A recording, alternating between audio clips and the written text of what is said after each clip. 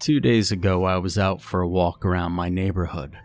It was the ideal kind of summer day. Bright sun overhead, wispy white clouds streaking across the sky, and a gentle breeze to keep my body from overheating. I even took the time to lean down and touch grass as I passed the lawn that was about 5 centuries late for a mowing, only to swiftly yank my hand back as a stray cat leapt out with a hiss. I stumbled off the sidewalk in surprise, landing on my butt in the middle of the road, hot pavement scorching my exposed calves. I scrambled to get my skin off the asphalt, its noxious heated smell burrowing into my nostrils. What the hell was that?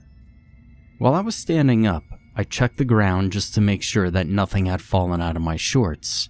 Overheated phone, wallet with $5 to buy a soda, house keys with 20 million obnoxious little danglers, and I saw that my little circle of a shadow hid nothing from me. But my attention was quickly captivated by that voice, and as my gaze drifted across the road, I noticed something strange. A shadow, conical in shape, lengthy and faint compared to mine at my feet. Following the shade to its origin, I found a girl, no more than a year or two younger than myself probably, standing in the middle of the street holding a flashlight. She had long brown hair that had messy strands poking out in all directions, and green eyes wide and erratic. Her left arm was pulled in tight, clutching the collar of her shirt with terrible fervor, and in her right, a flashlight violently shook from her trembling. A flashlight, turned off, being pointed frantically all around in front of her, in the middle of broad daylight. "Miss?" I called out, concern starting to climb within my voice. The girl screamed with an intensity that curdled my blood. The flashlight was aimed with a straightened arm in my direction, and I found myself taking a step back, as though she were going to attack me with it. But watching her gaze, we never made eye contact. Not once. It was as though she couldn't even see me, despite standing only 6 feet away from her. "Who's there?" Her feet shuffled across the pavement, taking step after step, as though she were afraid that taking anything bigger would make the road collapse out beneath her. The thought that she was blind was first in line, but a stronger, more suspicious idea took over. No one in their right and sober mind would be standing in the middle of a street at noon waving a flashlight around like a lunatic. Current working theory becomes, she's either crazy or on drugs. Regardless, I couldn't just stand around and let this random woman get hit by a car, so I cleared my throat, which put her head on a swivel again, and I attempted to initiate conversation again. "Ma'am, you alright? You need any help?" "Who are you? Show yourself." Now the flashlight stayed in my general direction, but even then she was still looking downwards more than forwards. Puzzled, I tried to follow her eyes, but all I saw was the extended cone shadow, now curving outwards towards me. Licking my chapped lips, I swallowed and opened my mouth once more. What's with the flashlight? Are you feeling okay?" The girl's eyes finally seemed to meet mine, but only for a fleeting second. Still, that was long enough to tell. She was terrified, mortified, as though her life were in danger. I mean, technically it was as long as she continued to stand here in the street. She pulled the flashlight arm in closer, and the shadow on the ground moved with it. "What do you mean?" A sound, revving, rolling over pavement, cutting wind, and faster than it should be in this neighborhood. She heard it too. Her breathing quickened, and the girl started to run, flailing as she passed by me and crossed on a diagonal to the other side of the road, where a muscle car beyond any price range I could imagine flew over the hill and sped towards her. I shouted to stop, directed hopelessly at both the girl and the car. She did look behind, turning on her heels very quickly, and started losing her balance. But the car did not slow. I pushed off the road with all my might and reached out, my fingers hastily wrapped around her forearm, which I could feel the texture of goosebumps along the entirety of, and I yanked hard. The car rushed past us both, but in the very instant of it all, I felt as though everything had gone into slow motion. We were close enough to getting hit that my skin absorbed the heat that the car was letting off. Feel the side mirror ever so gently graze my arm hairs. Make eye contact with the sunglassed tool at the wheel, watching us with shock as we melted into fleshy blurs, before it barreled down the street and drifted around a corner. We were both alive. Her cries of fear loosened my own grip out of fright, and I received a hard smack in the forearm from the metal light source. I had to start backing away as she swung the flashlight wildly about, clenching my teeth as I held the sure-to-bruise arm in my opposite hand. "Get off me!" "Chill out. You nearly got hit. Nearly both of us was hit by that car." I groaned, wincing as pain reverberated from my arm where she struck me. When I looked back up at her, her eyes were definitely staring in my direction, but she still wasn't looking at me. More like through me, still unable to notice my presence. Nevertheless, my words seemed to calm her, if only a bit, and she looked as though she had something to say. "We're on a road?" I looked around for a hidden camera, expecting to be punked. When no one popped out of the tall grass, I turned back to her and sighed, throwing my arms upwards for a moment. Yeah, we're standing in the middle of the road right now. Are you, legit blind? I'm not trying to be insulting here, I'm genuinely asking you." "I'm not blind, but how can you see?" "What?"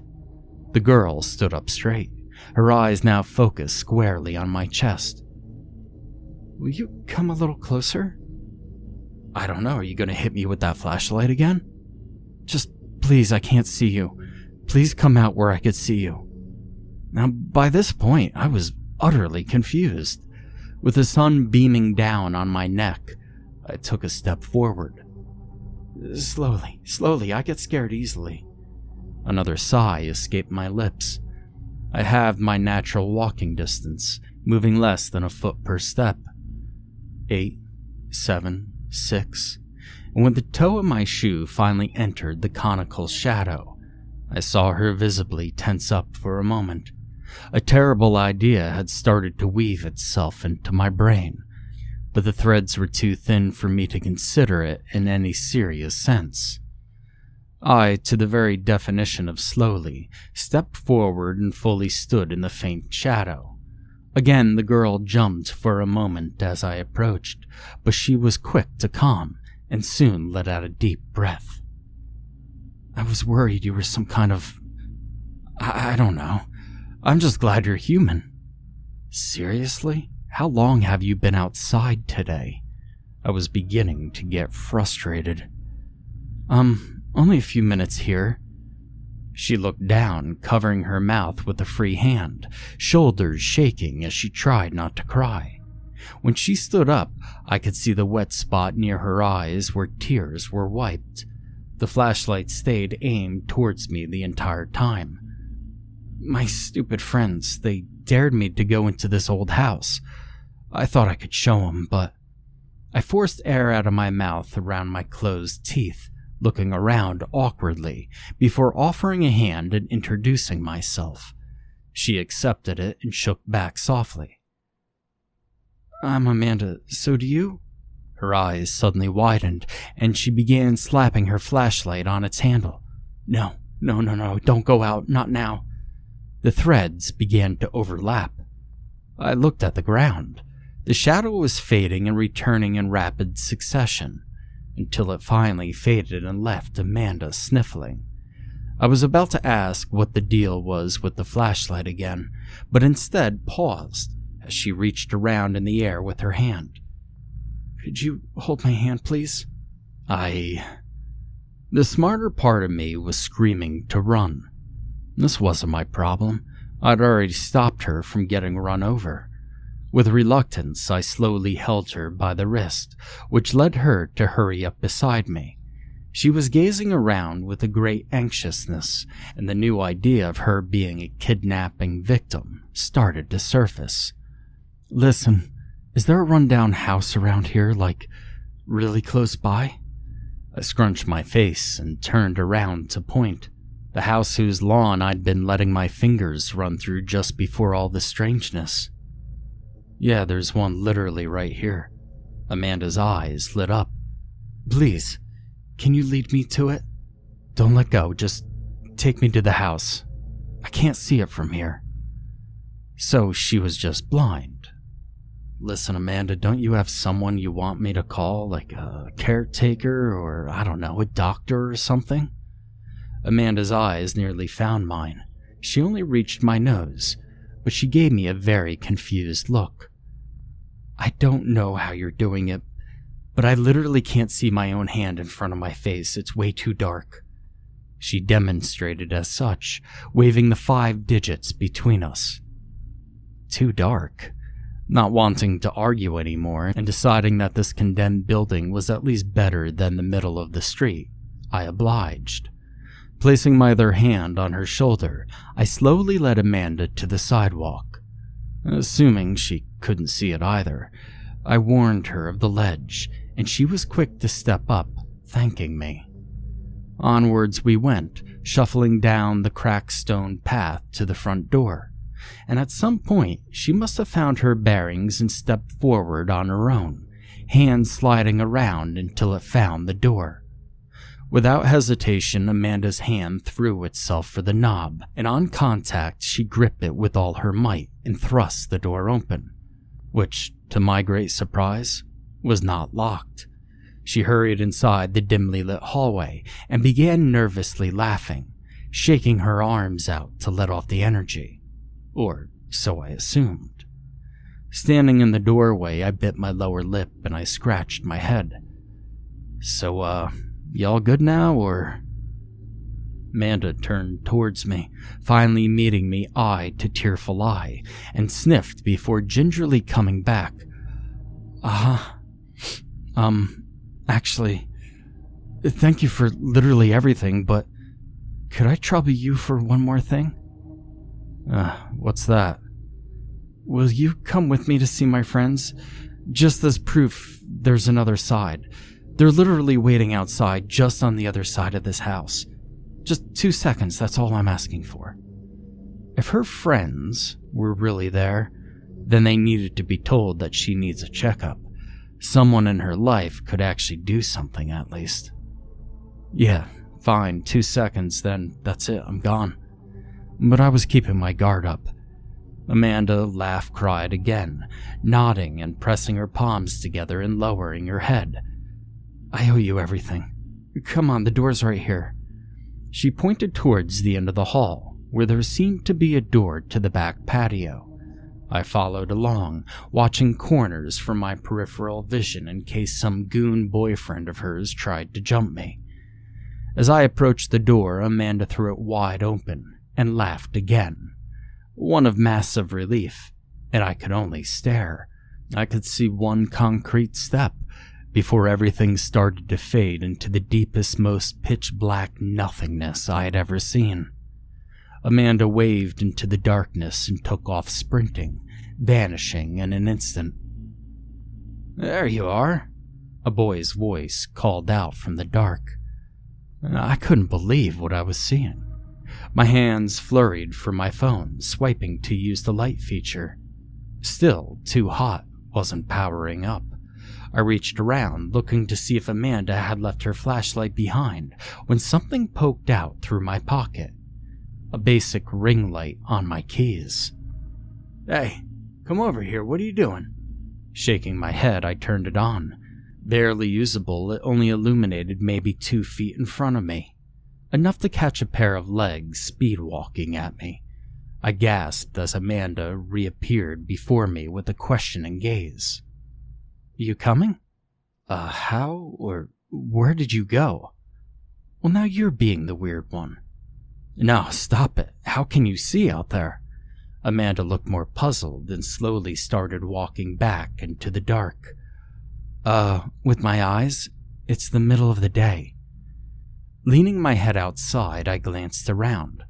There was nothing that said midday to me. I could make out a few feet of the house's wall in either direction, and a path that led out to what looked like the edge of a sidewalk, but without leaving the doorway, I couldn't see any further. Amanda crossed her arms, seemingly annoyed. Hey, come meet them. We gotta prove it to them or they won't believe us. But I seriously can't. A boy appeared beside her. He hopped up quickly to the same segment of stone Amanda was on. Can't what? Other sider? You've gotta be kidding, Amy. I'm not. And you weren't there. It was awful. She gave the boy a decent shove, nearly sending him to the ground. This seemed to annoy him, because his next decision was to snatch the keys from my distracted hands and run off into the dark.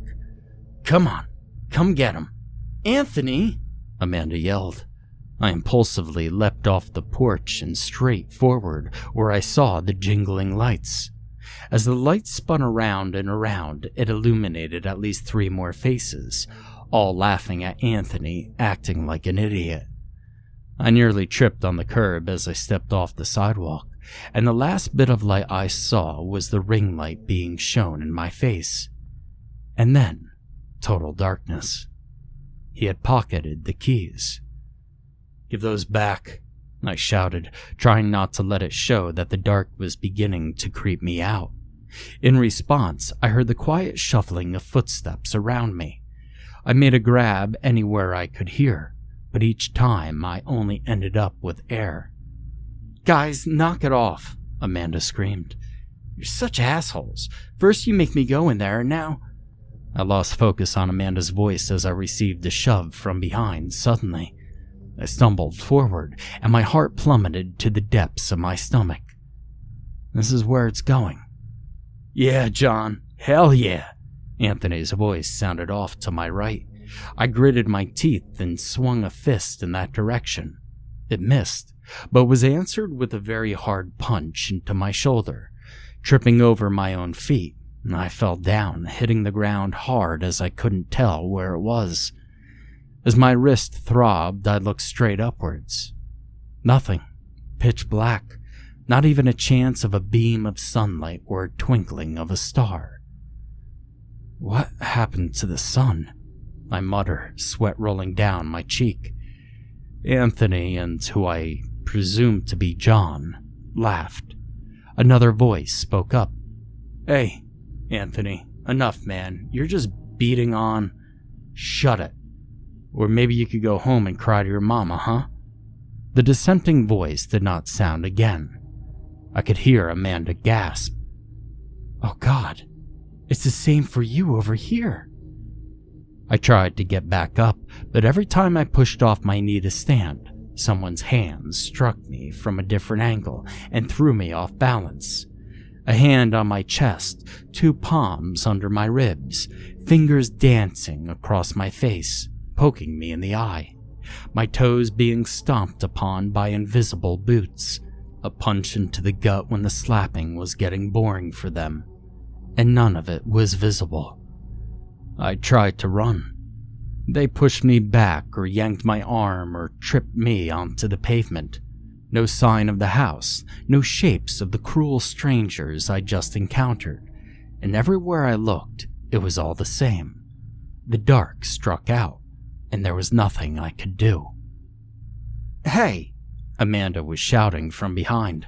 I turned towards her voice, earning myself a kick in the calf. Can you see my flashlight? The house is over here. There was nothing. I told her as much. Footsteps slapped against pavement.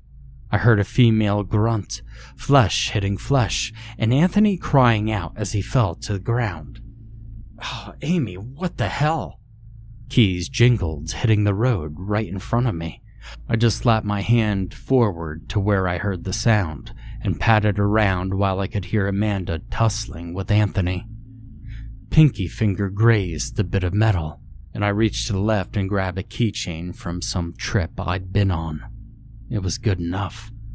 I dragged the keys back to me and quickly stood up, fumbling frantically but blindly to feel out which attachment was the ring light. And just as I felt one more shove from behind, the silicone button sat beneath my thumb. I hit it and spun around, seeing my other attacker, John, having to wind down another punch he was going to throw. My hands extended naturally as he fell forward in surprise. I pushed him to the pavement before flashing the light around more. There were 2 other boys just standing around, kicking rocks, avoiding eye contact. And then there was Amanda, being thrown back by Anthony, who turned towards me and pointed. "John, let's get him." I don't know where it went after that. I just ran. Amanda was calling my name and I could hear Anthony shouting at her to get off of him. But John was still hot on my heels. When my toes blasted into a curb I could not see, I fell forward on the sidewalk, only for him to catch my ankle. I kicked back without looking and felt the heel of my shoe push on something soft. With John howling in pain, I painfully picked myself up and kept moving. Anthony's voice rang out. "Come on, we're just messing with you. Don't be such a bitch about it." A hard shoulder bumped into the side of the house, a shin into a lawn ornament. I only learned what I was hurting myself on after hitting them and giving them a quick spotlight with the ring light. And just as I spotted the perfect hiding spot, the ring light began to flicker. Their voices grew closer. I dropped to the ground and crawled straight forward. My ring light grew dim, then burned out. It was only a cheap little thing after all. I hurried through the grass, the left side of my face being scraped by the branches of a bush I had thought I had avoided. The voices were still approaching. My hand hit the old wood wall of an open shed, and feeling around I found the open hole that was the entrance before scrambling inside and holding my breath.